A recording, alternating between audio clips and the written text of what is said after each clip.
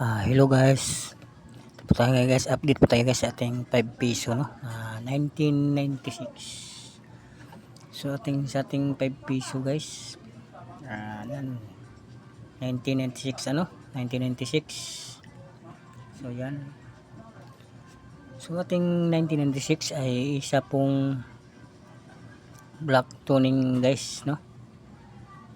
So black tones po nga tuning po ang ating 5 piso. So kung may makakita kayo nito guys, tabi nyo na guys, dahil itong black tones na ito ay tataas pa yung price nito guys. So ayan ang ating 5 piso 1996.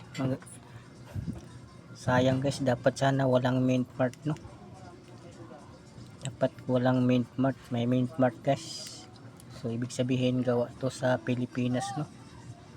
So gawa ng Pilipinas to guys. So yung ating 5 piso 1996, so may mint mark no. So ito po yung tinatawag na mint mark guys, yan na maliit na sa balikat na parang tuldok guys, parang tuldok no. So yan po yung ating update ngayon guys. Kung makakita tayo ngayon guys, ay tabi niya po yun guys, dahil may value po yan sa mga collector guys. Yan black tuning ng ating 5 piso no. So ito di pa malaman kung ilang piraso tong black tuning no. So yan, malalaman lang yan kung monetization ng ating barya no, monetize na. So di pa ito na monetize, pwede pa natin ipambili ito guys. Pero ang gawin mo lang, i-keep mo lang no, stock mo lang guys. Kung makakita kayong ganito guys, black tuning. So yan ang ating update ngayon sa inyo guys. So magkano na ang price sa black tuning no. So wala pang price ito guys, dahil ito ay nag-circulate pa sa ating sirkulasyon no. Wala pa siyang price kasi di pa mabibilang kung ilang piraso ang lumabas na black tuning na 5 piso no.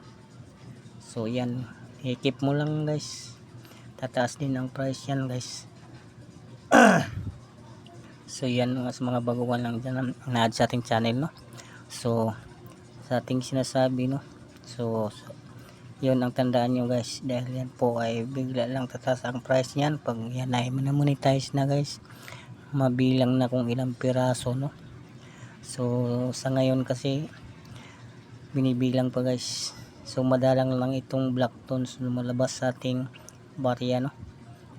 Kaya kung makakita mo kayo nito, napakaswerte nyo guys, dahil ito ay kukunti lang sa ating sirkulasyon guys. Madalang lang ito sa ating sirkulasyon sa ating 5 piso no. So yan po ang kanyang portrait ni Emilio Aguinaldo mga guys. Tapos ito po ang Republika ng Pilipinas no? 1996 po inilabas ang ating barya.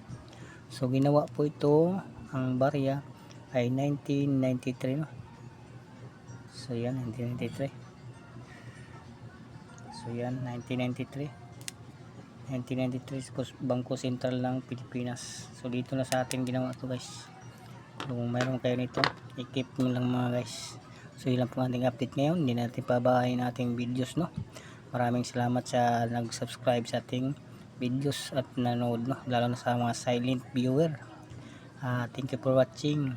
So yun lang po ating update ngayon guys sa inyo. Maraming salamat. Thank you for watching.